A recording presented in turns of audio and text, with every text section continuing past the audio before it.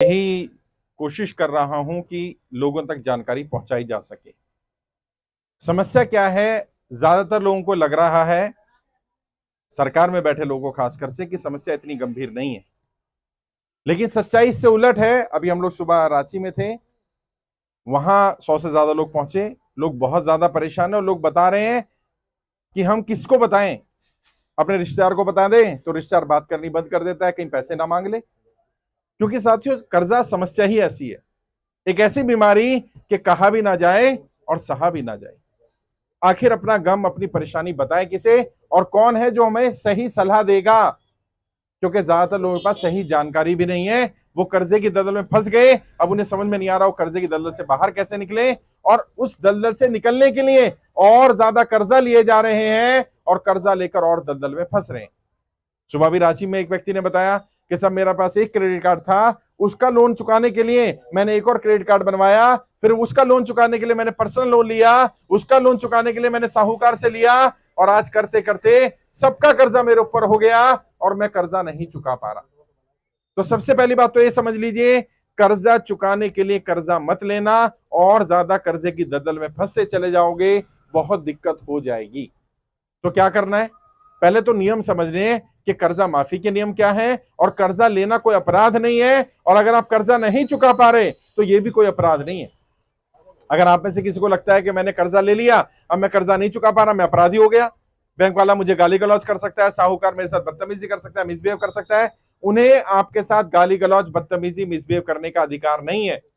जैसे मैंने कहा, लोन ना चुकाना कोई अपराध नहीं है, ये एक गलती है, एक मिस्टेक है। अपराध और मिस्टेक या गलती में अंतर होता है। आपसे गलती हुई है, आपसे कोई गुनाह नहीं हो गया, इसलिए कोई क्रिमिनल केस नहीं है। अगर आप समय पर नहीं चुका पा रहे तो उसका कोई कारण होगा। जब आपने लोन लिया, बैंक से लिया, साहूकार से लिया, रिश्तेदार से लिया, जानकार से लिया, आपकी आर्थिक स्थिति खराब थी, आपको जरूरत थी, मदद थी, तभी तो लोन लिया। लेकिन इतनी भी खराब नहीं थी कि आप लोन चुका नहीं पाएंगे। अगर आपकी स्थिति ऐसी होती कि आप लोन नहीं दे पाएंगे तो आप लोन नहीं लेते। आपने क्या सोच कर लिया? मैं व्यापार चला लूंगा, काम धंधा कर लूंगा, कुछ कर लूंगा, वहां से कमाई हो जाएगी, वो पैसा दे दूंगा। दिक्कत कब आई? जब काम धंधे खत्म हो गए। ज्यादातर लोगों ने बताया, मैं देश के अलग अलग राज्यों में गया, ज्यादातर लोगों ने बताया कि सर जीएसटी, नोटबंदी और लॉकडाउन, ये 3 बड़े कारण हैं कर्जे की दलदल में फंसने के। कहते पहला झटका लगा 2016 में नोटबंदी के रूप में। बहुत सारे लोगों ने कहा हमारी नौकरियां छूट गई, व्यापार बंद हो गए। कई लोगों ने कहा नोटबंदी से हम पर असर नहीं पड़ा, लेकिन जब जीएसटी लगाया गया, उस जीएसटी के कारण मेरी कंपनी बंद हो गई और मैं कर्जे की दलदल में फंस गया। कई लोगों ने कहा सब जीएसटी का भी फर्क नहीं पड़ा, लेकिन ये जो लॉकडाउन लगाया गया, इस लॉकडाउन ने ऐसी कमर तोड़ दी कि हम उससे उबर नहीं पाए। और सरकार में बैठे लोग क्या कह रहे हैं? वो कहते हैं लॉकडाउन से भारत के व्यापार पर कोई फर्क ही नहीं पड़ा। मैं आप सबसे पूछना चाहता हूं, ईमानदारी से बताना, क्या लॉकडाउन से फर्क पड़ा कि नहीं पड़ा? कितने लोग मानते हैं? हाथ उठा के बताओ जरा, कितने लोग मानते हैं लॉकडाउन से फर्क पड़ा? हाँ, सरकार के बैठे लोग ये देख लें, लगभग सभी लोग मानते हैं लॉकडाउन से फर्क पड़ा।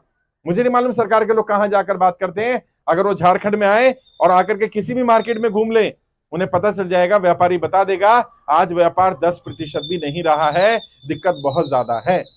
लेकिन मर जाना कोई सोल्यूशन नहीं है साहब। गलत कदम नहीं उठाना है आपने। आप कर्जे की दलदल में फंसे, इसमें आपकी गलती नहीं है, इसके लिए सरकार की गलत नीतियां जिम्मेदार है, और सरकार की गलत नीतियों की सजा अपने आप को मत दीजिए। लॉकडाउन आपने नहीं लगाया, नोटबंदी आपने नहीं करी, जीएसटी आप नहीं लेकर के आए, और जब आपने नहीं किया तो इसकी सजा आपको नहीं मिलनी चाहिए, आपके परिवार को सजा नहीं मिलनी चाहिए। अभी आज भी खबर मिली, सुबह सुबह खबर मिली कि एक परिवार ने आत्महत्या कर ली। 6 लोगों का परिवार था, मात्र 4 लाख रुपए का कर्जा था, लेकिन साहूकार गाली गलौज कर रहा था, बदतमीजी कर रहा था। वो ये कहता था कि अगर तुमने मेरा पैसा नहीं लौटाया, मुझे ब्याज नहीं दिया, तो मैं तुम्हारा घर कब्जा कर लूंगा। छोटे छोटे बच्चे थे, खुद को मार लिया, पत्नी को मार लिया, बच्चों को मार लिया, पूरा परिवार तबाह हो गया 4 लाख के लिए। समस्या बहुत ज्यादा गंभीर है दोस्तों। लेकिन किसी साहूकार को, किसी बैंक वाले को, किसी रिकवरी वाले को आपके साथ गाली गलौज करने का भी अधिकार नहीं है। आपको यह बात भी पता होनी चाहिए। आपने लोन लिया, नहीं चुका पा रहे, समझ में आता है, लेकिन गाली नहीं दे सकता, कोई बदतमीजी नहीं कर सकता। और यहां का नहीं पता यहां क्या चल रहा है। अभी मैं मध्य प्रदेश गया, वहां पता है क्या हो रहा है? साहूकार को अगर आप किस्त ना दे पाओ, ब्याज ना दे पाओ, तो वो क्या कहता है? वो कहता है अपनी बहन को, अपनी बेटी को, अपनी बीवी को भेजो मेरे पास, मैं वसूल करूंगा। बहन बेटियों की इज्जत के साथ खिलवाड़ हो रहा है साहब, और हम चुपचाप बैठे रहें, ऐसा नहीं होने वाला। और सरकार में बैठे लोगों को ये बात समझनी पड़ेगी, जनता बहुत ज्यादा परेशान है, बहुत ज्यादा दिक्कत है। जब बड़े बड़े उद्योगपतियों को राहत दी जा सकती है, जब बड़े बड़े अमीरों का लाखों करोड़ रुपए का लोन माफ किया जा सकता है, अंडर राइट किया जा सकता है, राइट ऑफ किया जा सकता है, तो आम जनता को राहत क्यों नहीं मिलनी चाहिए? क्या सरकार सिर्फ अमीरों की सरकार है? क्या आम लोगों की सरकार नहीं है भाई? और मैं आपसे पूछना चाहता हूं, क्या आम जनता का कर्जा माफ होना चाहिए कि नहीं होना चाहिए? ऐसे नहीं, जोश है ना जी, ताकि सरकार में बैठे लोगों को तो खबर जाए, होना चाहिए कि नहीं होना चाहिए? होना चाहिए कि नहीं होना चाहिए? हाँ, और इसीलिए हमने नारा दिया है क्या? जनता का कर्जा माफ करना पड़ेगा, करना पड़ेगा। जनता कर्जा माफ, जनता कर्जा माफ, जनता कर्जा माफ, जनता कर्जा माफ करना पड़ेगा। अगर सरकार में बैठे लोग ये सोचते हो कि वो जनता कर्जा माफ नहीं करेंगे, अमीरों को राहत देते रहेंगे और काम चल जाएगा, तो मैं आज आपके सामने बात बता देना चाहता हूं, इससे काम चलने वाला नहीं है। बड़े बड़े उद्योगपतियों के लिए सरकार नहीं है कि आप वोट लेंगे आम जनता का और बाद में बड़े बड़े उद्योगपतियों को राहत दे दी जाएगी, सपोर्ट कर दिया जाएगा, उनके लिए नीतियां बनाएंगे। तो अब जनता तय करेगी कि उन नेताओं का साथ देना है कि नहीं देना। और हमारी किसी नेता या किसी पार्टी से लड़ाई नहीं है साहब। हम तो ये कहते हैं, जो पार्टी या जो नेता जनता का कर्जा माफ करेगा, हम उसका साथ देंगे, और जो पार्टी जो नेता जनता कर्जा माफ नहीं करेगा, हम उसका साथ नहीं देंगे। और ये बात सरकार में बैठे लोगों को समझ में आ जानी चाहिए कि अब जनता जाग गई है, उसे मूर्ख नहीं बनाया जा सकता। और वो करेंगे, वो तुम्हें जाति के नाम पर लड़ाएंगे, धर्म के नाम पर लड़ाएंगे, वो तुम्हें बांटने की कोशिश करेंगे। तुम अड़े रहना, तुम्हारी एक ही जाति है क्या? कर्जे वाले भैया हम तो। हमारा धर्म कौन सा है? कर्जे वाले, हमारा और कोई धर्म नहीं है। जैसे वो बात करे कि धर्म की बात करे, इसकी बात करे, उसको बोलो कर्जे की बात कर। अगर कर्जा माफ करेगा हम तुम्हारा साथ देंगे, और कर्जा माफ नहीं करोगे तो हम तुम्हारा साथ नहीं देंगे। यह मैसेज जाना चाहिए। और मैं एक पॉलिटिकल ट्रेनर हूं, मैं जानता हूं, इन नेताओं की नब्ज जानता हूं। जब इन्हें लगता है कि इनकी कुर्सी खतरे में है, जब उन्हें लगता है जनता इनके खिलाफ हो सकती है, जब इन्हें लगता है इन्हें वोट नहीं मिलेगा, तो ये जनता के पास आ जाएंगे। और हुआ है, फर्क पड़ा। जब हम 25,000 थे ना, 25,000 लोगों ने फॉर्म भरा था, सरकार सीरियसली नहीं ले रही थी। अच्छा, फॉर्म हो गए 50,000, सरकार ने सीरियसली लेना शुरू कर दिया, हमारे लेटर के जवाब देने शुरू कर दिए। अच्छा, संख्या 1 लाख हुई तो वित्त मंत्रालय से फोन आने शुरू हो गए। 2 लाख हुए तो प्रधानमंत्री कार्यालय से फोन आने लगे, जवाब आने लगे। और आज 4,75,000 ज्यादा लोग जुड़ चुके हैं। सोचिए, जिस दिन 1 करोड़ संख्या हो जाएगी, उस दिन क्या होगा? उस दिन जहां मैं खड़ा हूं ना, यहां सरकार के लोग खड़े होंगे और तुमसे कह रहे होंगे, भाई बताओ क्या करना है। बस संगठित रहो। जैसा राजीव जी ने भी कहा, जैसा अभी फखरुद्दीन जी ने भी कहानी सुनाई आपको, यह सच्चाई है। अगर अकेले अकेले अपनी लड़ाई लड़ोगे, तुम सफल नहीं हो पाओगे। एक दूसरे की लड़ाई लड़ना शुरू करो। बचपन में वो कहानी सुनी थी हमने, एक एक लकड़ी होती है, कोई भी तोड़ देता है, लेकिन लकड़ी का अगर गट्ठर बन जाए तो कोई तोड़ नहीं सकता। किसी की हिम्मत नहीं है उस गट्ठर को तोड़ दे। और यहां देखो ना, 70-80 लोग हो तुम यार, और अभी आपके भरी भरी के अंदर पता है कितने लोग जुड़े हुए हैं? कितना डाटा था आपके पास? 664 लोग जुड़े हुए हैं यहां पर। अच्छा, कई लोग यहां क्यों नहीं पहुंचे?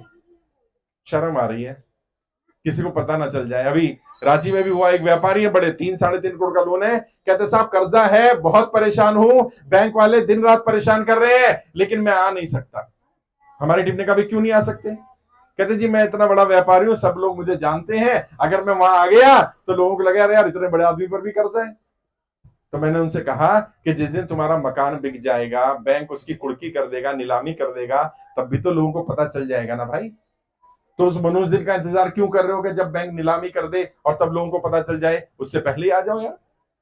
शर्म छोड़नी पड़ेगी साहब, शर्माना छोड़ना पड़ेगा। और कई लोगों ने कहा कि साहब कोई बात नहीं बेटा, मैं ऐसे ही बोलूंगा बिना माइक के ही।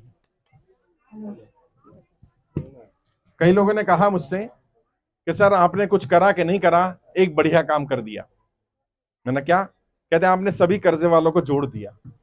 कह रहे अभी तक लगता था मुझ पर अकेले पर कर्जा है, लेकिन जब मैं यहां आया, लोगों से मिला, तो लगा नहीं मैं अकेला नहीं हूं, बहुत सारे लोग हैं जो परेशान हैं। और जब सुनोगे एक दूसरे की कहानी, सबकी कहानी लगभग एक जैसी ही नजर आएगी।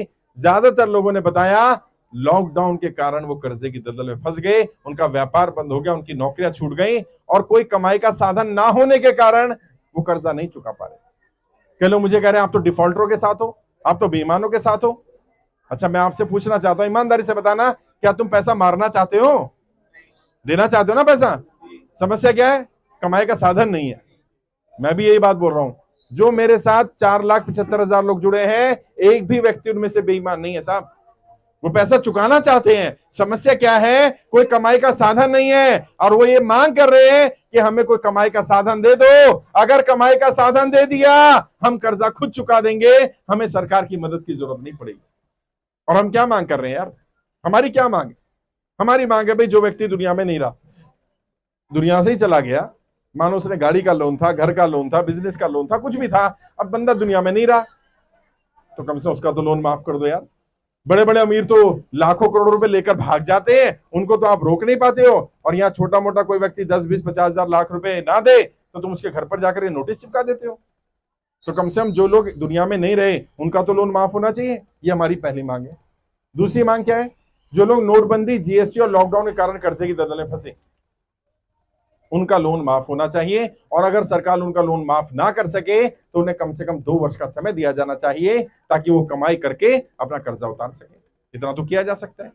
यही हमारी मांग है और हम कोई नई चीज नहीं मांग रहे। दुनिया के कई देशों ने अभी ऐसा किया है। वहां की सरकारों ने लॉकडाउन के बाद, कोरोना के बाद जो उनके व्यापार बंद हुए, वहां की जनता को बुला बुला करके पूछा कि अगर किसी के ऊपर कोई कर्जा चढ़ गया है तो उन्होंने वहां के हिसाब से 15,000 से लेकर $20,000 तक का लोन माफ कर दिया। 15,000 से $20,000 पता है कितना होता है? लगभग 12 लाख से लेकर 18 लाख 20 लाख तक का लोन माफ कर दिया।